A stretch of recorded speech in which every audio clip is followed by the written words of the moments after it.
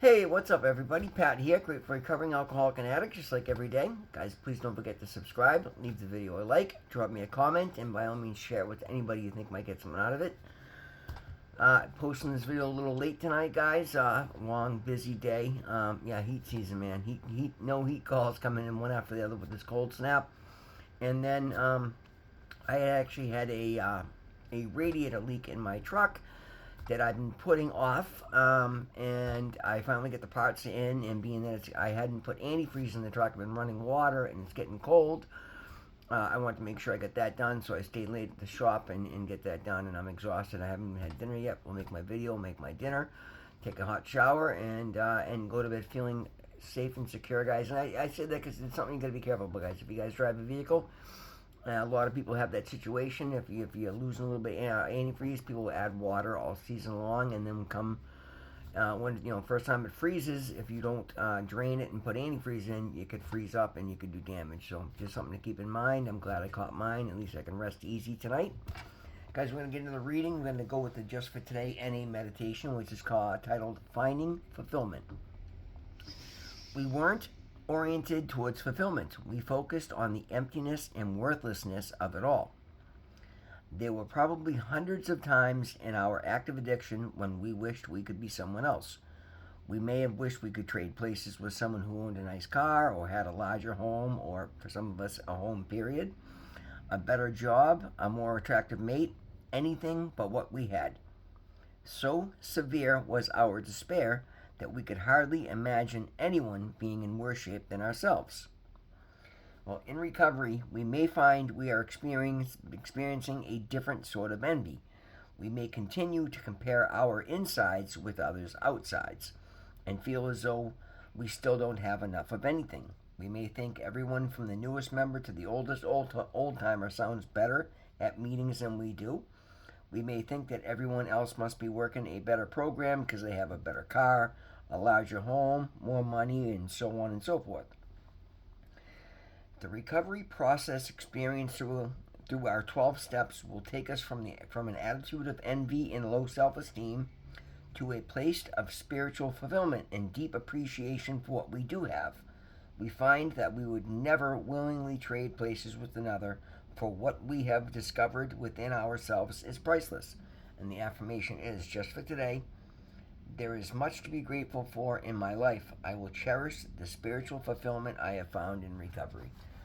Guys, that one works for me. I thought everybody else had it easier. Everybody else had better families. Everybody else got better breaks. The police didn't abuse them the way they did me. This, that, the other, and so on and so forth, and blah blah blah. And there's nothing I can do about that, guys. I was living an absolutely miserable existence, and despair was pretty much the term that covers it most. As a matter of fact, if you guys watch the channel, you've heard me say that many, many times. It's literally what I was doing. I was just living in complete and utter despair, and that's terrible, guys. There's no reason for it. Today, I love my life. I think I say that just about every video, and it's absolutely true. I'm shocked at the things that have manifested, the miracles that have manifested in my life in this, just about 10 and a half months of recovery, right? 11 and a half months that I've been, since I went to rehab. Guys, a couple of things. I found out yesterday that I'm going to go have Thanksgiving dinner with my brother and his family this year. And then after I made my video last night, another brother of mine, I've got three brothers and one sister. My sister's down in Florida, so we talk to her every day, but we don't see her very often. But the four of us boys are all here in Massachusetts, although, spread out a little bit. I got a brother in Bellingham, another brother in Norfolk, a brother in Natick, and myself here in Somerville. So we're, not exactly right down the road. But we were talking last night, and we're making plans to all get together for dinner before Christmas. And then my brother called me last night. My other brother, Matthew, called me and said, make sure you don't have any plans for Christmas because we're doing a big family celebration over at my oldest brother, Brian's house. And my brother Brian's an executive chef. He's actually a CO now, but he was an executive chef of a nursing home or a conglomeration of nursing homes for years. Amazing cook, and he always goes all out with amazing meats and dinners, and yeah, we're gonna for the first time, and again, I keep saying how I want to celebrate Christmas this year, and I love the fact that my family knows I've been missing out, and they're making sure that I feel invited and I'm welcomed, and that I'm going to show up. And I think they're all incredibly proud of me. They've all seen every day what's going on since I got here, and we talk about it all the time. As a matter of fact, they want to have dinner to celebrate when I hit 2,000 subscribers. I think it was 2 weeks ago, a week ago, or something like that. A little over 2,100 right now. Thank you all so much for that. It's amazing. Yeah, there's so many beautiful things happen in my life today, guys. I don't want to be anybody else but myself, because having gone through everything I put myself through, and I say that because that's what it was, guys. I put myself through. I mean, and it's terrible that I had, because I just talk about like ridiculous abuse. I put myself through hell that I wouldn't wish on my worst enemy, but I've come through it, and now having been gained the wisdom, everything that I've learned, and all of that, I get to live so much better today. And again, not perfect. It's not. It's a struggle. Every day is a struggle, guys. I'm trying to build a business. I'm trying to straighten the last of my legal obligations out. I'm trying to save to own property. Like, I'm literally trying to go from a homeless street kid to a property owning millionaire in under 2 years. Like, that's a feat, but I will get it done, and I will do it. And every day that I work my program, every day that I show up and just make good decisions, I get one step closer to that. Right? Every week I put thousands of dollars more into my savings account for that goal, and I'm more than halfway there, which is like shocking. Beyond that, guys, like as a matter of fact, you know what? I was at I typically use the ATM or mobile deposit on my phone. I stopped at the bank today because I had a bunch of cash as well as some checks to deposit, and I hadn't signed one of the checks, and there was no pen by the ATM. So I walked into the branch just to grab a pen. It's my local branch. There's one teller, Maria, who's been there for a long, long time, and her and I are very friendly. And there was no line. So she's, oh my God, Pat, I never see you anymore. Hey, how are you, honey? How are you? I said, Maria, you're not busy. I'll come over and say hi. So I went over and did my deposits through the teller at the counter. And guys, it was amazing. I just wanted to say hi to my friend, but she's like, Pat, I've been watching you all summer long. She goes, there's always people around, so I don't get to talk to you. She goes, I know you were having a hard time last year. I'm so proud of you. Do you know how good you look? Do you know how different you look? Like, and she just started gushing and just honest, like pumping, just letting me know that she sees the work that I'm doing. I put the money in my account. She goes, look at your account. She goes, how in God's name have you done this in this short of time? Because I just reopened a business account. They'll open this business account, not quite 7 months ago. And she's like, I'm so, and she does. She was proud of me, guys. I get that in a lot of places that I go. As a matter of fact, it was awesome. One of the great enjoys I had, I think it was probably 3 or 4 months ago now. FW Web, a plumbing supplier that I use constantly. I use quite a bit. I've actually set up my own account with them now. I buy boilers out of there, and I'm getting rewards points, and that's great. As a matter of fact, one of their reps called me last week and wanted to see what they had to offer me, which is wild. Like, these new experiences, guys, these are great.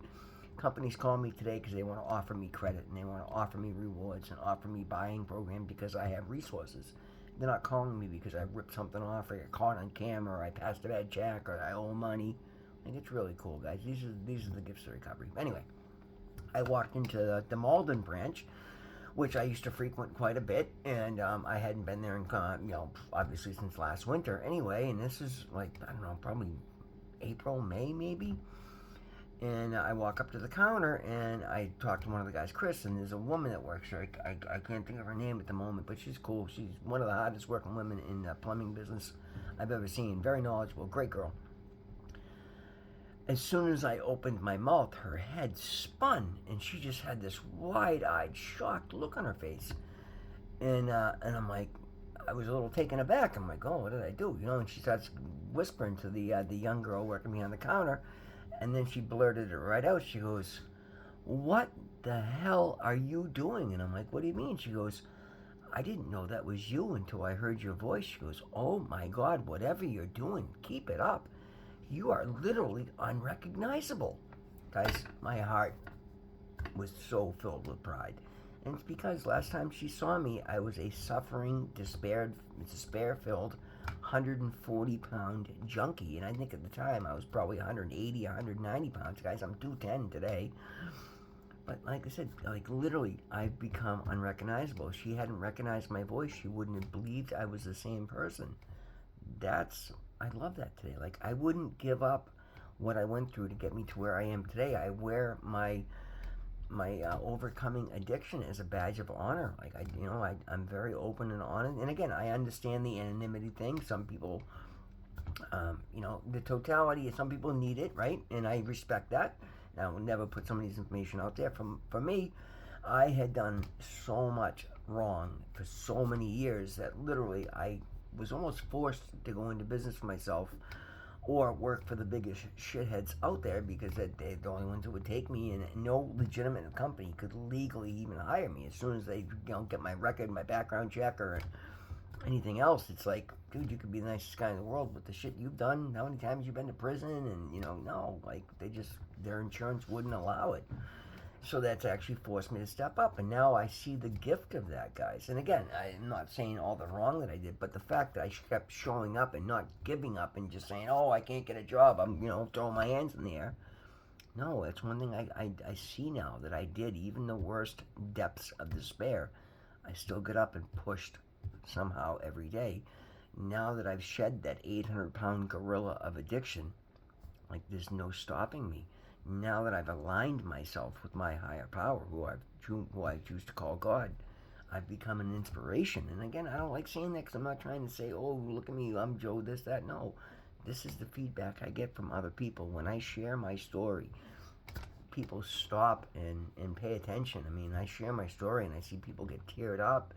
And then they're cheering at the end because it's amazing. Like, I'm living, walking proof that there's nothing that you can't do, and no matter what you've been through, if you're willing to take the proper steps, it won't hold you back once you confront and deal with the things that you have to deal with. I'm not saying you get into recovery and legal obligations will be just disappear.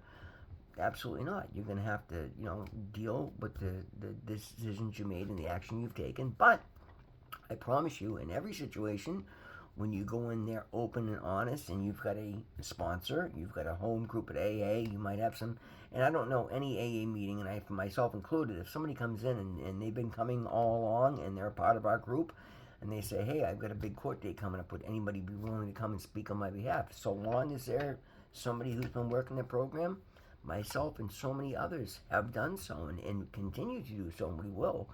And I tell you what, I've seen it make a huge difference. Like the difference between somebody's probation getting violated, being put in jail, and even, or being reprobated, extended, and given stipulations, but not locked up and allowed to continue, guys. When you work a recovery program, you can't fake it. You've got to be doing it. That's why I'm saying, guys, like, do everything to the best of your ability. Do everything for the right reasons. And even if you got to do it because you're afraid of legal repercussions, whatever it takes to get you into recovery, the thing is, once you get into recovery, work the recovery program with the aspect of living a better life, becoming a better person, becoming the best version of you, and trying to absorb as much from others ahead of you as possible. And you're going to find fulfillment in your life in ways that you just never dreamed possible. Like, it's funny, that's one of the first downloads I got in meditation, is that you have to start this channel now, back then, because you'll have a documented progression and people will be able to see what is possible. Because as long as you do this program right and you do it to the best of your ability, it's going to be shocking what's going to happen in your life. And guys, it absolutely is. Like, I mean, again, I'm not a millionaire yet. I will be. And again, I've said that for years. It was always full of shit. There was not a snowball's chance in hell it was going to happen. Today, I'm well on my way. I've got the proper action plans lined up, and I don't say that because that's not the root of it. But guys, I'm 52 years old, and I've never saved a dime, and I've got I don't have Social Security, I don't have life insurance, I don't have a retirement plan, I don't have any of that. So my only chance of long-term stability is to come up with something now that I can live on long term, and real estate is where I'm at. I work for property owners. I work for people who rent That's what I do for a living. I'm tied in with these people every day. I'm saving my down payment to get my first property, and then as soon as I have equity in that, I'll buy the second one, and so on and so forth. And within 10 years from now, I will be a multi-millionaire, and liquid. Never mind the fact that on paper I'll have property that's worth anywhere from $10 to $20 million.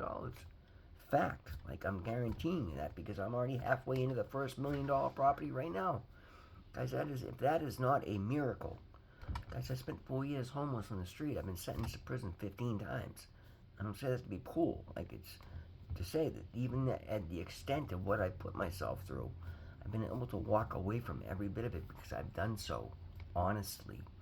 Every time I've had to go in and explain myself, I, for once in my life, just cut the bullshit, cut the excuses, and just been honest. Yes, I absconded, I disappeared, I robbed, cheat, stole, this, that, and the other, because I was in active addiction, I was suffering, I'm an alcoholic and an addict, I'm clean today, I run a recovery YouTube, I chair an AA meeting, blah, blah, blah, blah, blah. And I just tell them honestly what I'm doing, and every single time it's made the difference and it's opened the door. Again, doesn't mean I get something that I'm not entitled to. I have to take all the proper action steps, but I don't get shut down. I don't get denied, unreasonably anymore. I may have to take the long way around because of,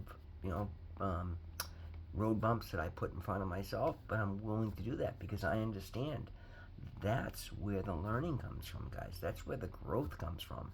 And you can't fake anything. And believe me, I've tried, and I'm pretty good at a lot of shit. I never got anything when I was faking it. And every time, one way or another, I was faking it. Today, I understand that. So no matter what I don't use, no matter what I be honest, and no matter what I suffer the consequences for my previous actions, but I still pick up my feet and move forward in any which way that I can. There's always something you can do. There's always it may not be what you want to do. You might think it's useless and it's punishment and it's punitive. It doesn't matter. Do it because it's what needs to be done, and then just keep positive and grateful. Grateful for the opportunity to do it, guys. Before you know it, everything about you and the life you're leading and the trajectory you're heading in will change, and you'll start finding fulfillment in every which way possible. Guys, that's the lesson for today. Thank you so much for being here. Always remember, God loves you. I love you. We'll see you in the next one.